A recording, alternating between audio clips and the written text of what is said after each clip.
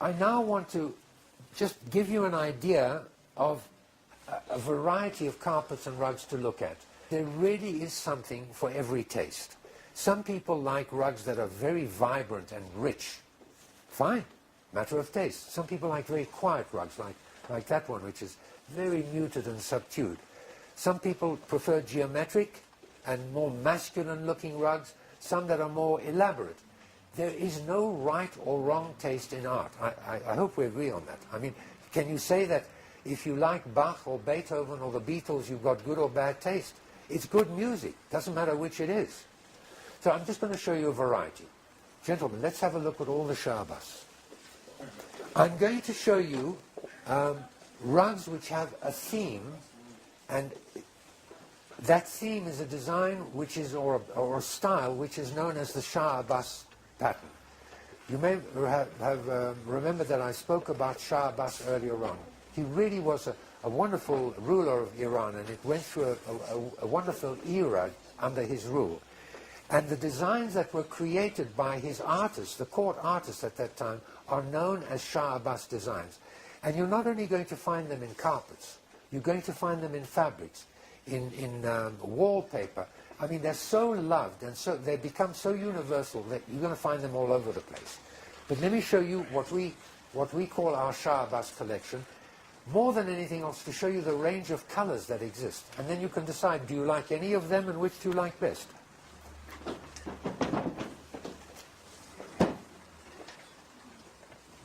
Do you see that they all have basically that same theme?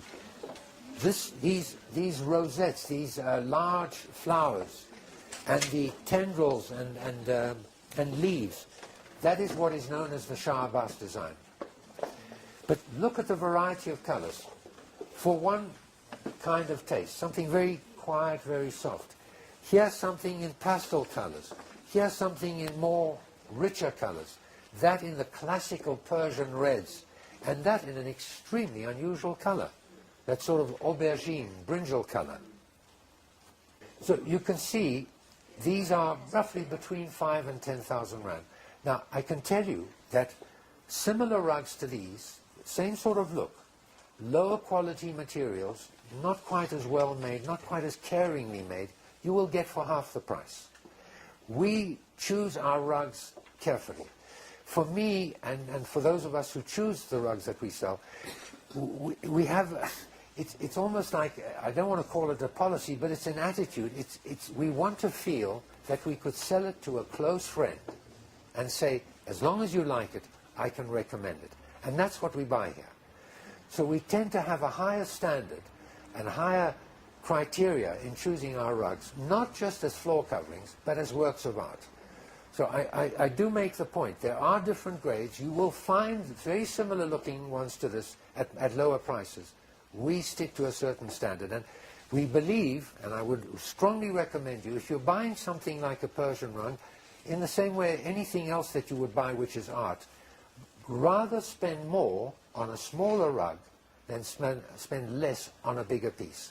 The reasons are, number one, the better the quality, the longer it will last, and the more beautiful it will look while it lasts, and will actually improve with use. Okay, gentlemen, let's have a look at those two there, the two Afghans. Here is a good example of a grade 1 and a grade 2. This is the typical, what are called Akcha Afghans. Akcha is a region of northern Afghanistan where they make these carpets. Now that is a really not good grade. It's not going to last very long. It's not made of good materials particularly. I happen to like that rug. And as long as somebody understands that if they buy that, it's not going to last very long, it's not going to look very good for very long, fine. So we do sometimes bring lower quality rugs for people to say, look, it's just a question of price. It's for a spare room. I don't want to spend too much. We will sometimes bring a low grade like that. But I couldn't recommend that to a friend, and I wouldn't. It's something that somebody says, I want price only. I've got so much to spend and I want to cover so much room, so good. Yeah, you can have that. Not recommended. This is recommended. Can you see the difference? Can you see how this is alive? Nice sparkles, nice wool. That one is made with sort of dead wool, and it's not nicely made. Bear in mind that we're talking about a fabric which is made by hand, knotted or woven. The more of the material you pack into a given space, the longer it's going to take to walk through. I'm going to show you an example just now which is practically indestructible. They're known as the iron rugs of Persia. So the way you judge durability is, number one, how tightly packed is the material? This is not a question of how fine the knots are, but how tightly packed. So if you've got double the wool in, let's say, a 10 centimeter square area, as opposed to half the wool, it's going to last twice as long. The next thing is the quality of the wool. Is it a dead wool? You know, is it a dull, dead wool with no life? Or is it a wool which is made for strong, hard use? That's the other factor. Now, how long will a rug last? I'm going to show you a rug that I believe will last 100 or 150 years. And I'll tell you that because we still get rugs similar to this that were bought 100 years ago, handed down in the family, and they're coming to us for cleaning. Let's have a look at the bejo. I want to show you a rug now, and this one, please, any of you who are interested to have a standard of what is an indestructible rug and what creates durability, come and feel this. Open that. With all of these, I repeat to you, you may or may not love the rug or enjoy it, but if you feel this, it's like board. Very tightly woven, not particularly fine weave. I can show you finer weave, but very tightly woven, and these are indestructible. Just feel it as you would a piece of material and compare it with the rug that we handed out earlier, and those are not bad rugs. This is just indestructible. A question I've been asked, why does that rug have leather, what we call anti-curl? It has those leather things on the sides because the rugs are so tightly woven, they tend to curl inwards. I'm going to show you now the famous design which is known as the Bukhara design. There's a city called Bukhara, which is in Central Asia, which has been a gathering point for countless generations for carpets made in Central Asia by different tribes. I'll mention the names, they probably won't mean much to you. The Teke tribe, the Yomut tribe, and so on and so forth. There are different Turkoman tribes, all of whom have tribal emblems. And the design I'm going to show you now, a little bit like the Shah Abbas, but geometric, right, where the Shah Abbas is curvilinear. There's something absolutely timeless about this design.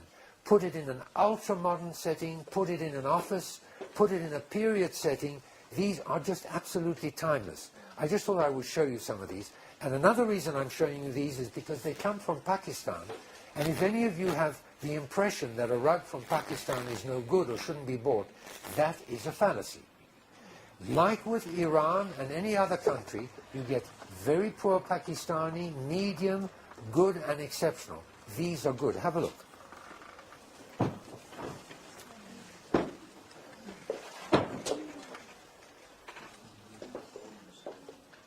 You see this repeated pattern? This is one kind of gul, that is another gul. Those three are the same kind of guls. It's what is known as the Teke gul, which is the name of the tribe. Not important to remember the name. This lady noticed that as the carpet was moved and put down, the color changed. That is right. Now, this is part of the magic. You know these things have been called magic carpets, and a lot of magic is associated with Persian and Oriental carpets. The reason for it, let's just bring that one here to the front. Look at what happens. The pile is facing up. Now watch what happens when we turn it around.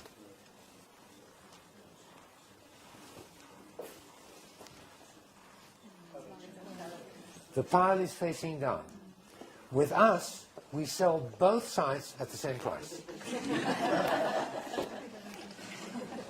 But that is part of the magic. And you're right, as you walk around them, they keep changing. And it's simply because of the way that the light is catching the pile. If the light goes against the pile, it looks richer. If the pile goes with the pile, it looks lighter.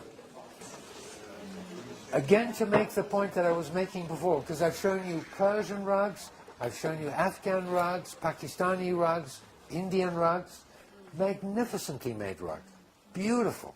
And I wanted you to have a look at a silk rug. Can you see this is silk? Pure silk. And this is made in Kashmir. Now, this is definitely coming to an end very soon. I spoke to our colleague in India who's the biggest dealer in Kashmir rugs, and he's going crazy. He's heartbroken. He cannot get the quality he wants, and fewer people have the patience or the time or the willingness to make rugs like this.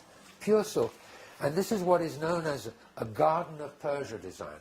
And if you look at this, you can see it's like, in Persia, they had gardens sort of divided like this into different, especially the wealthy people. The wealthy Persians really used to know how to live well, and they had grand estates. And it's a very dry, hot country, very arid country. They love nature, they love plants, they love water.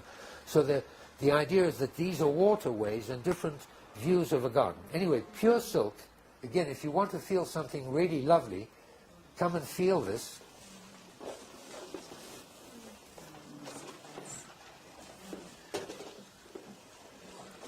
What I'm trying to do here is to show you a higher level of excellence in workmanship, which makes a more refined rug.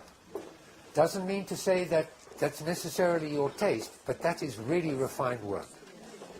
I'm going to show you two more rugs, which are examples, as this one is, and as the Bijar was, of exceptional rugs. And then last but not least, we're going to show you the masterpiece. In fact, these were kindly loaned to me by a dear friend and a colleague in the carpet business. Here is an example of workmanship. And remember earlier on we were talking about durability. Again, a rug which is indestructible. Now this is like velvet, it's actually thin. It would take generations to walk through this. If you're interested to feel a really durable rug, and look at the workmanship. May or may not be your taste, but just look at the refinement that would have to go, the skill to make something like that. It's exceptional.